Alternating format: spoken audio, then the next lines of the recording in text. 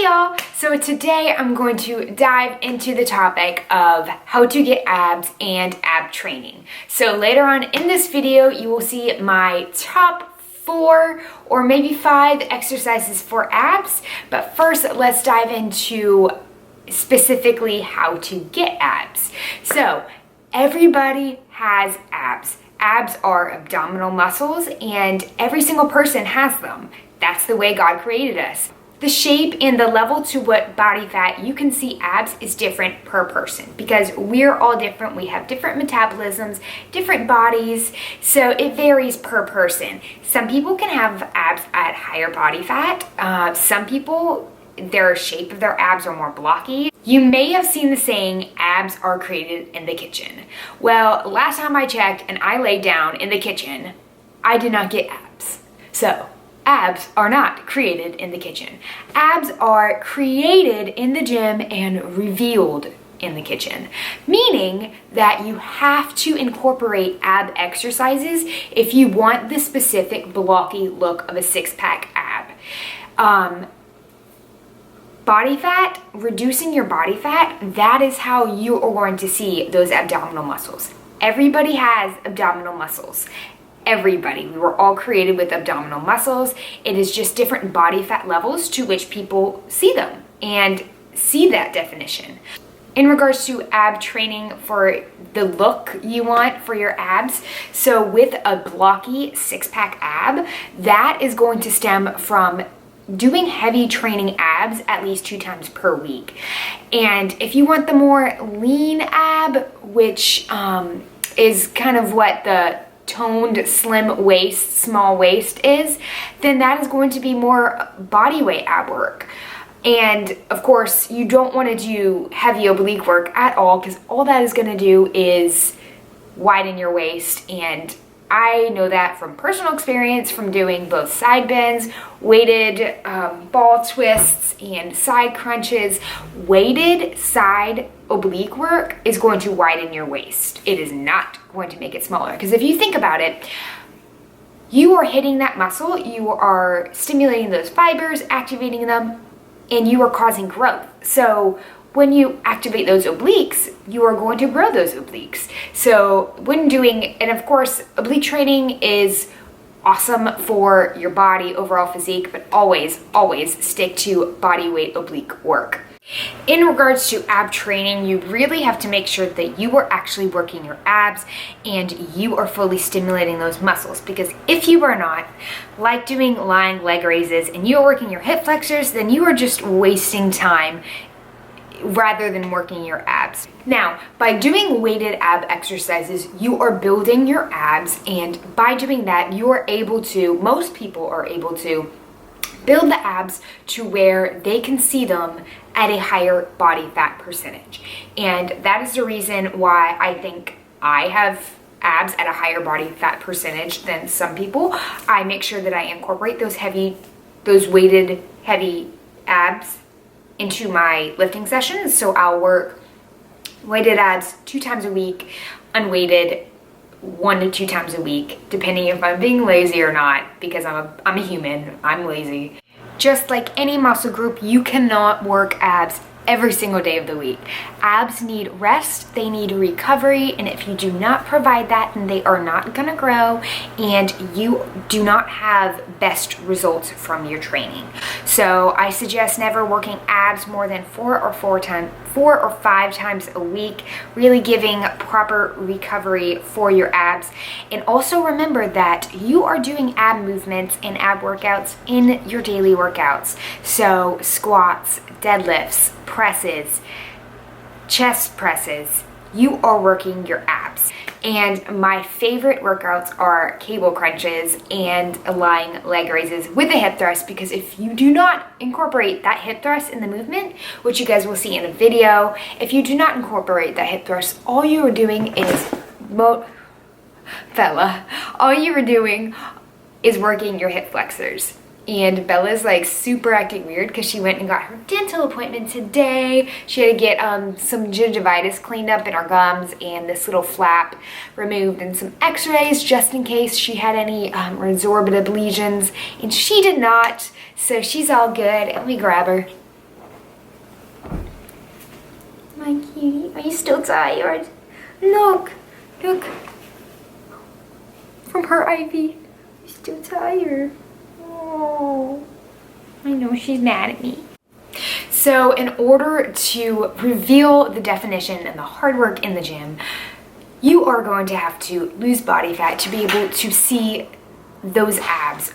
So in regards to fat loss, you want to be in a caloric deficit, and this can be through cardio or food. You never want to dip your calories below your BMR. So be very careful. BMR is your basal metabolic rate, and that is the energy that you need in order to sustain life laying in a bed.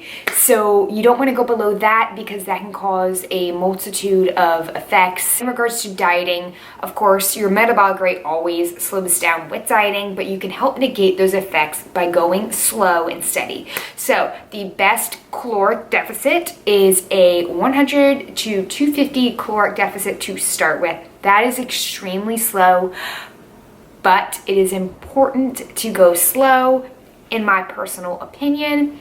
If you want to see better results, a 500 calorie deficit is the largest you should go.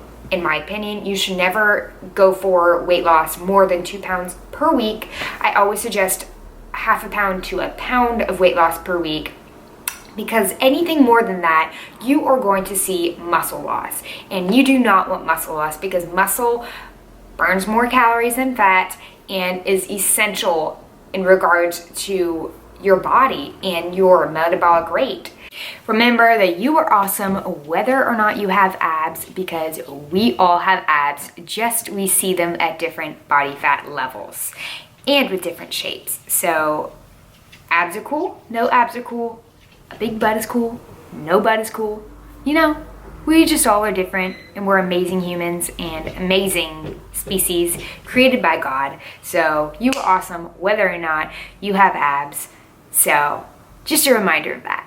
Also, I have been matched to my dietetic internship master's program, and I'm so thankful, so excited. I'm going to Texas Women's University in Houston, Texas, so far away, but I'm so excited to have a new adventure, to be able to be on my way to becoming a registered dietitian. This is my passion. I love it. I am so excited. So I will be doing the program from August all the way up to the end of next December. And then I will have a little bit of time to study for my RD exam and go from there. So in regards to my personal plans, I plan on just enjoying Texas, enjoying the fit life and learning and meeting new people and exploring the area. I won't be competing at all whatsoever in my dietetic internship. I have no desire to do that. I maybe will this summer. I don't know. I'll keep you guys updated, but I just wanted to tell you guys about my dietetic internship, and I'm just so excited. So thank you guys for all your prayers, all your support, and again, if there's any questions, any topics you want me to go over, just comment below and I will get to them. So to sum it all up, you want to do weighted ab exercises and unweighted ab exercises. You want to remember that there is a genetic difference and a genetic difference for the shape of your abs, and this is different per person. And you want to remember that if you cannot see your abs, you either have not trained them correctly, or you have not dropped your body fat enough to where you can see that definition. So I hope you liked the rest of this video. I will show you my favorite ab exercises, and I hope you enjoyed them. So comment down below if you liked it and what your favorite ab exercise is. I will see you guys in my next video. So I wanted to show you guys the proper form in these exercises. Now I'm showing you all these various different ab workouts, and I am not doing all of them at the exact same time. So with this lying leg raise, make sure you have that hip thrust so you are involving your lower abs and not just your hip flexors. Now, cable crunches are my favorite, and these are where you can actually really go heavy. So these are great for your weighted ab training days. Now, again, with these exercises, I want you to choose 3 or 4 exercises a day.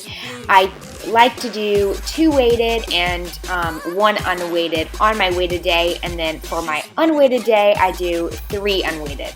So pick and choose your exercises, but they're all some of my favorites. Ab rollouts, I don't necessarily feel these when I'm doing them sometimes, but I definitely feel them the next day. They straight up murder me. So ab rollouts are not easy. Make sure to have your head looking down at the ground, and you don't want to look up while doing these. So moving into, I do lat pullovers with incline bench, and I feel this really activates the top 2 of the 6-pack. So that's why I like doing them together. You don't have to, it's just preferred for me. So these are hanging leg raises, and these are probably the best for those lower abs. But again, make sure that you are getting the lower ab recruitment and not just your hip flexors.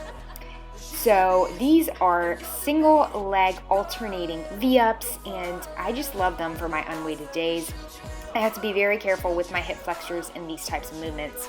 These are bench in and outs, and they look easy, but they actually really burn. Make sure that you are not actually using those arms to hold on to, and you just have them there for balance.